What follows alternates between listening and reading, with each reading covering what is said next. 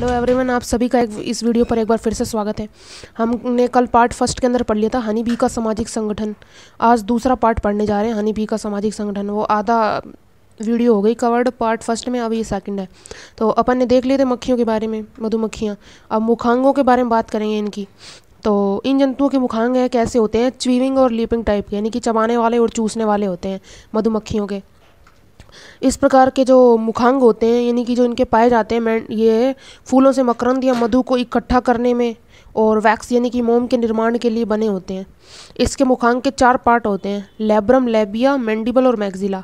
Labrum और लेबिया ये तो होठ हैं, ऊपरी होठ है ये लैब्रम, और लेबिया निचला होठ, और मैंडिबल और मैक्सिला ये जबड़े हैं, ये ऊपरी जबड़ा और निचला जबड़ा है। और फिर क्या होता है कि भोजन ग्रहण करते समय मैक्सिला और लैब्रम आपस में मिलकर के एक नलिका समान अस्थायी स्ट्रक्चर का निर्माण कर लेते हैं, ठीक है। तो जिससे फूलों के भीतर तक पहुंचाया जा सकता है, यानी कि ये नली समान स्ट्रक्चर बना लेंगे लैब्रम और लेबिया, और फूलों तक पहुंचा सकते हैं इस नली को। हाँ, तो अपन बात कर रहे थे कि फूलों तक पहुंचाया जा सकता है। तो यानी कि ये ट्यूब जो है, ये जो बना रहे हैं मैक्सिला और लैब्रम आपस में मिलकर, ये ट्यूब नली का समान जो स्ट्रक्चर है हनी बी के जीभ के समान होगी, यानी कि जीभ की तरह काम करेगी। इसके बाद लैब्रम और मैंडिबल के थ्रू फूड को चबाया जाता है। यानी कि अपन ने पढ़ लिया था कि मुखांग जो होते हैं चबाने वाले और चूसने वाले होते हैं। तो चूस लिया है फूलों को से रस को वगैरह को, तो अब चबाने का काम कर रही हैं फूड को। अब इसके मुखांग अपन ने देख लिए हैं, चीविंग और लैपिंग टाइप के 4 हो गए: लैब्रम, लेबिया, मैंडिबल और मैक्सिला। अब पार्ट ऑफ बॉडी, यानी कि जो मधुमक्खियाँ होती हैं हनी बी, इनका जो शरीर होता है वो कितने भागों से मिलकर बना होता है। तो इनका शरीर जो है हेड, थोरैक्स और एब्डोमन, यानी कि हेड ये थोरैक्स एंड एब्डोमन में बटा है, यानी कि 3 पार्ट से मिलकर के बना होता है। ये रहा हेड, ये वाली जो स्ट्रक्चर दिखाई दे, इसके अंदर आई, माउथ और एंटीना जो है ऐड है, तो ये हेड है। और थोरैक्स 3 पार्ट है, T1, T2 और T3 थोरैक्स। इसके अंदर क्या कहें, पंख पाए जा रहे हैं और ये टांगे पाई जा रही हैं, यानी कि एक जोड़ी टांगे एक जोड़ी पंख, ऐसे इस तरह से पाई जा रही हैं T1, T2 और T3। और एब्डोमन, ये शरीर का लास्ट वाला ये जो पार्ट दिखाई दे रहा है, ये 6 से 8 खंड पाए जाएंगे इसमें। तो यानी कि 3 पार्ट से इनका शरीर मिलकर बना होता है, हेड, थोरैक्स और एब्डोमन। हेड है जो, उसके अंदर आइज़ ये दिख रही हैं, एंटीना और माउथ है। और इसके अंदर थोरैक्स के अंदर T1, T2, T3, यानी कि इसमें टांगे हैं और पंख आ रहे हैं। और एब्डोमन ये तीसरा जो अलग पार्ट है, ये 6 या 8 खंडों में डिवाइड होता है।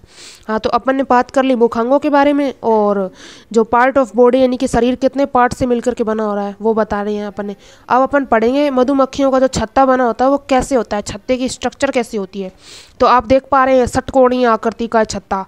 छत्ते में क्या क्या होता है कि ऊपर वाले जो कोष्ठक हैं वो तो लार्वा के लिए रखे जाते हैं, यानी कि जो रानी मक्खी लार्वा अंडे देती है, तो उन अंडों को श्रमिक मक्खी के द्वारा, वो अपन जानती है श्रमिक वर्कर है, तो इसका काम है अंडों को ऊपर वाले कोष्ठकों में पहुंचाने का। और जो मादा है ये क्वीन, यानी कि ये इसका छत्ता, ये जो कोष्ठक है बीच में प्रेजेंट होता है अलग सेपरेट। और जो श्रमिक के छत्ते हैं ये साइड में है, श्रमिक पार्श्व वाले। और जो शहद हेतु या वैक्स हेतु या मोम हेतु जो छत्ते हैं वो नीचे पाए जाते हैं। तो अब आप सोच रहे हो कि नर क्यों नहीं है इसके अंदर, क्योंकि अपन ने पहले ही पढ़ लिया था कि नर में पंख एब्सेंट होते हैं। और दूसरी बात, उसका काम ये है कि जनन करके बस उसका हट जाना वहाँ से। यानी कि छत्ते के लिए नर के लिए कोई जगह नहीं होती छत्ते में, केवल रिप्रोडक्शन का, जनन का काम कर सकता है नर ओनली। तो ये पढ़ लिया अपन ने कि छत्ते का कैसे कैसे स्ट्रक्चर होती है। ऊपर में लार्वा रखे जाते हैं छत्ते में, कोष्ठक में, और नीचे वाले में शहद या वैक्स रखी जाती है, और साइड वाला जो श्रमिक के लिए होता है। हाँ, तो फिर अपन बात कर रहे थे कि हनी बी का ये छत्ता, इसके बारे में बता रहे हैं। जो डायग्राम अपन ने बनाया छत्ते वाला, तो इसके अकॉर्डिंग ही बता रहे हैं कि कैसे कैसे है। तो हनी बी का छत्ता है षटकोणीय आकृति का, पहले बता चुकी हैं भाई, इस तरह से षटकोणीय आकृति का है। और जिनमें ऊपर की ओर लार्वा के लिए कोष्ठक हैं, ऊपर की ओर लार्वा के लिए कोष्ठक रखे जाते हैं, पहले बता चुकी। जो रानी मक्खी अंडे देती है उसके लार्वा बनते हैं, तो उनको श्रमिक मक्खी के थ्रू ऊपर वाले कोष्ठकों में पहुँचा दिया जाता है। ये देखो, ये जो श्रमिक मक्खी है ये क्या करती है कि अपने उधर भाग में अंडे रखे होते हैं इसके, मतलब ले करके, तो ये यहाँ पहुँचाने का काम करती है। ये जो दिख रहे हैं लार्वा है। हाँ, तो लार्वा के लिए कोष्ठक हैं ऊपर वाले, और पार्श्व के कोष्ठक श्रमिक के लिए, ये रहे पार्श्व के कोष्ठक पार्श्व वाले श्रमिक के लिए। और जो नीचे वाले कोष्ठक मकरंद या शहद के लिए, ये जो नीचे वाले हैं ये शहद वाले हैं।